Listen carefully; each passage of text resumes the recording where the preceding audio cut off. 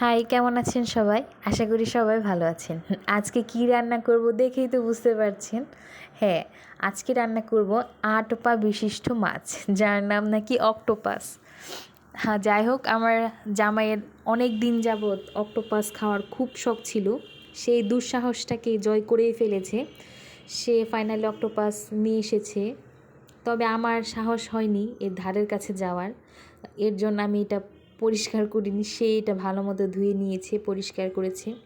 প্রচণ্ড কষ্ট এটা পরিষ্কার করার সময় আমি দেখেছি, বেচারা সেই লেভেলে কষ্ট করেছে। খাবে যেহেতু এইটুকু কষ্ট তো না করলে আর হবে না। উপরের পাতলা চামড়াটাকে ভালো মতো উঠিয়ে নিয়েছে সর্বপ্রথমে। এর জন্য সে অনেক সময় নিয়ে ধীরে সুস্থে আস্তে আস্তে কাজটি করেছে, অনেক সময় লেগেছে। অক্টোপাসটার উপরের পুরাটা চামড়া, পাতলা যে চামড়াটা থাকে সেটা ভালো মতো ছিলে নিয়েছে, আস্তে আস্তে ছিলেছে, একটু একটু করে ধীরে সুস্থে ছিলতে হয়েছে, কোথাও যাতে না থাকে।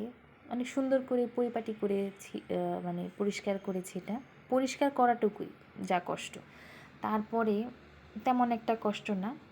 পরিষ্কার করতে করতে আমি ওদিকে গরম জল করেছিলাম এটা ফুটিয়ে নেওয়ার জন্য।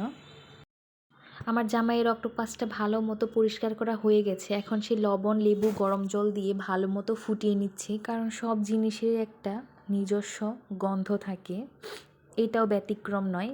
অক্টোপাসগুলো ভালো মতো পরিষ্কার করা হয়ে গেছে, এখন প্রসেসিং করে খাওয়ার পালা। এখানে দেওয়া হয়েছে কর্নফ্লাওয়ার, মরিচের গুঁড়া, লবণের গুঁড়া, হলুদের গুঁড়া, ধনিয়া গুঁড়া আর গোলমরিচের গুঁড়া, সয়া সস দিয়ে ভালো মতো মাখিয়ে ফ্রাই করে নিলেই হয়ে যাবে অক্টোপাস ফ্রাই। এরপর আমি ভালো মতো অক্টোপাসগুলোকে ফ্রাই করে নিচ্ছি। প্রথমবারের অভিজ্ঞতায় আমার জামাই খেয়ে ভালোই বলেছে, যেহেতু সে খেতে এনেছে, ফেলে তো আর দিতে পারবে না। ভালোই বলেছে, ভালোই নাকি তার কাছে লেগেছে। যাই হোক, এই পর্যন্তই আমার অক্টোপাসের রেসিপি। তার কাছে নাকি খেতে ভালোই লেগেছে, চিংড়ি মাছের মতো লেগেছে তার কাছে। তবে আমি খাইনি, আমার কাছে গন্ধেই তো আমার ভালো লেগেছে, খাওয়ার তো প্রশ্নই আসে না।